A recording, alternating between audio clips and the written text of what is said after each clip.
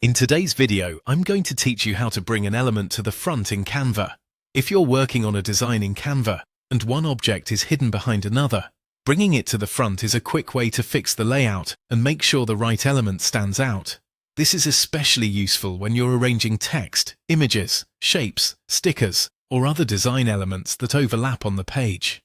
To get started, open your Canva design and find the element you want to move forward. Click on that element so it's clearly selected. This is important because Canva needs to know exactly which item you want to adjust before you change its layer position. Once the element is selected, right-click on it.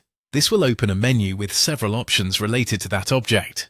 In that menu, hover over the option labeled Layer.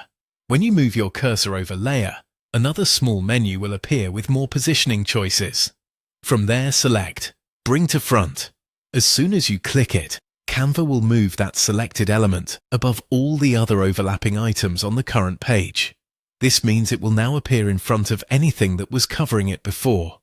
This is a very helpful tool when you want to make text visible on top of a background image, place a logo above decorative graphics, or highlight a shape or icon that got buried behind other elements.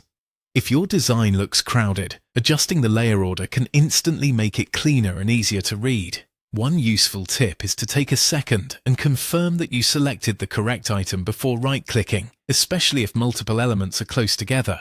If needed, zoom in a little so it's easier to click the exact object you want to move. That can save time and help avoid rearranging the wrong layer. Also, remember that bringing something to the front affects only that selected element's position in relation to the other items on the page. So if several objects overlap, this command is the fastest way to place one specific item on top of the entire stack. And that's it.